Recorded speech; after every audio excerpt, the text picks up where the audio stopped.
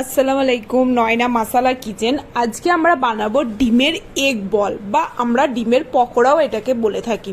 প্রথমে আমি 3টে ডিম সেদ্ধ করা নিয়ে নিয়েছি। এবার হাতে করে ভালো করে ম্যাশ করে নিতে হবে। এইভাবে আমি যেভাবে ম্যাশ করে নিয়েছি ঠিক এইরকমভাবে ম্যাশ করে নেবেন। এরপরে দিয়ে দিতে হবে পেঁয়াজ কুচি, কাঁচা লঙ্কা কুচি,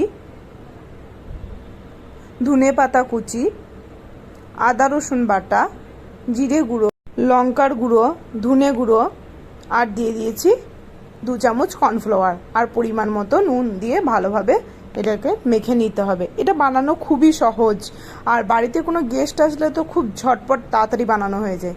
দেখুন, এবার ছোট ছোট করে বল করে নেব। ব্যাস, ছোট ছোট করে গোল গোল করে বল করে নিয়েছি। এবার একটা পাত্রে একটা ডিম আর নুন ফেটিয়ে রেখেছিলাম, একবার ডিমে পোট করে নিলাম আর একবার আমি ব্রেড ক্রাম্বসে পোট করে নেব।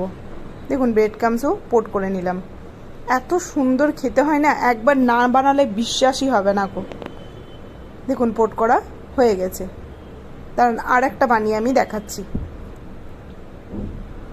ঠিক একই রকমভাবেই আর একটা বল করে নিলাম, একবার ডিমের গুঁড়াটাতে পোট করে নিলাম আর একবার ব্রেড ক্রাম্বসে পোট করে নিলাম।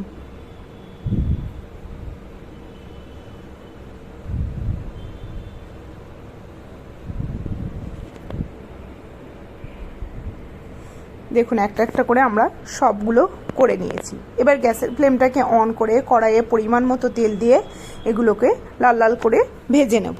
দেখুন, একটা একটা করে আমি সবগুলো দিয়ে দিলাম। এবার এপিট ওপিট করে লাল লাল করে ভেজে নিলেই রেডি আমাদের ডিমের পকোড়া, বা আমরাকে ডিমের বলসও বলে থাকি। দুর্দান্ত লাগে খেতে। একবার আপনারাও বাড়িতে বানান আর আমাকে অবশ্যই কমেন্ট বক্সে জানাবেন যে আমার ভিডিওগুলো কেমন লাগছে। আর লাইক দিতে ভুলবেন না, আমার পাশে থাকবেন। আর কি ধরনের ভিডিও আপনারা পছন্দ করছেন, কি ধরনের রান্না আমার কাছ থেকে পছন্দ করছেন, একবার অবশ্যই কমেন্ট বক্সে জানাবেন। আর হ্যাঁ, যারা এখনও অবধি চ্যানেলটাকে সাবস্ক্রাইব করেননি প্লিজ সাবস্ক্রাইব করে দিবেন। আর যারা সাবস্ক্রাইব করেছেন অবশ্যই বেল আইকনটা টিপে রাখবেন আমার নতুন নতুন ভিডিওগুলো দেখার জন্য। দেখুন, আমাদের লাল লাল করে ভাজা হয়ে গেছে। কি দুর্দান্ত লাগে খেতে, দেখতেও ভালো লাগে আর খেতেও খুব দুর্দান্ত লাগে। আমার পাশে থাকবেন।